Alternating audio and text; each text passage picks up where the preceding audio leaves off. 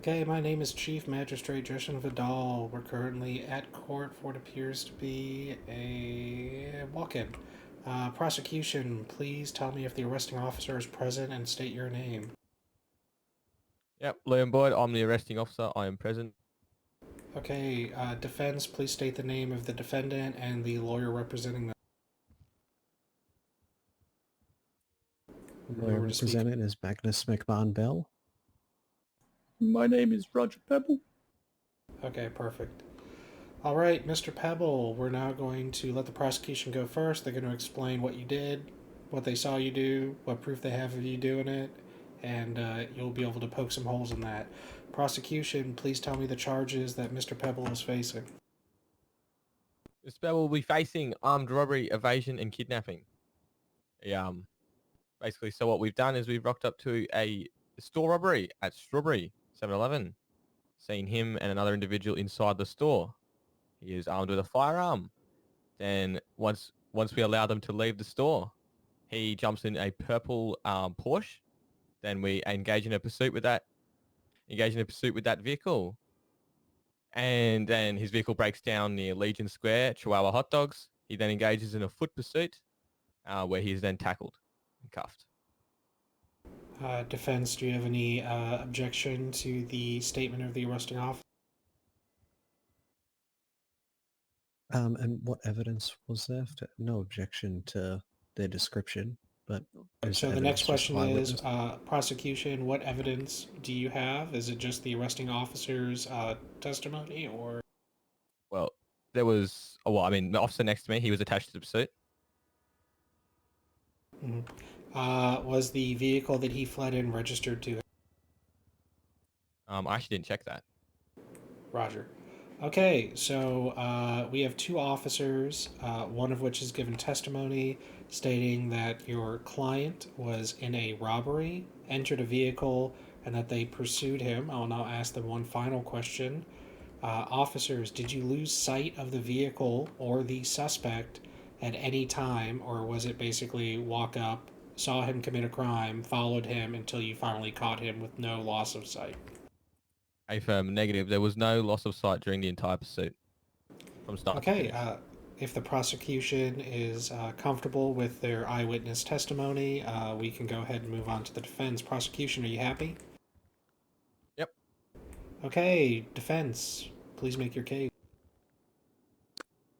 My client has suggested that he was in the store with a gun out. He's not denied. He said he has no proceeds of crime on him, and he just happened to be in the store with a gun out. He did not want to draw the weapon to use as self-defense. He did not enter the store. He did not kidnap anyone. This person, the other person who was arrested, came in with the alleged kidnapping victim and a gun out. And he also had his gun out, but just did not want to engage in a firefight and endanger the public. Arresting So he was just- officers, did the two suspects leave in separate vehicles? Affirm, this individual here left in the purple Porsche, and the other one individual left in a yellow, another yellow vehicle. Did you negotiate with this suspect? Yes, we did have a negotiator, but I was seeing command. Okay, defense, is your client going to concede that he negotiated with police?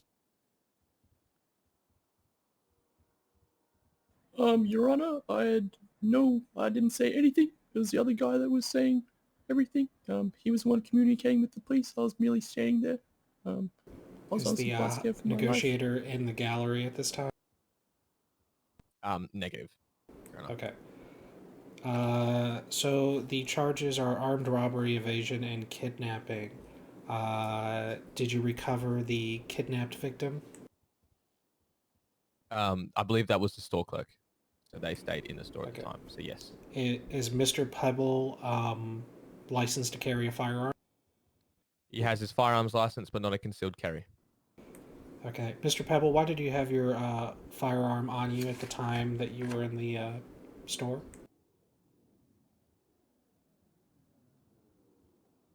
Your Honor, it was previously in my vehicle at the time. I rocked up to the store to buy some food. I was quite hungry.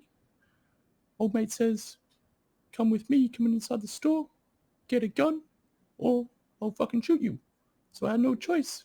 So I pulled out my gun from my glove box, had to go in the store, and just stood there. I see. Okay, counsel, next time, definitely do not let your defendant speak that long, because he basically admitted to walking out of the store to obtain a weapon to rejoin somebody that was robbing it. So here's what we're gonna do. Defense, would you like to make any arguments about the situation or the facts?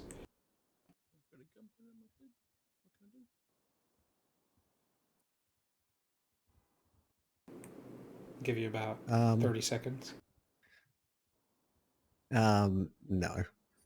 Okay, so at this time, first off, I would like to thank Victoria Police for getting this guy in under the wire. He does have a right to a magistrate, but it is very close to tsunami.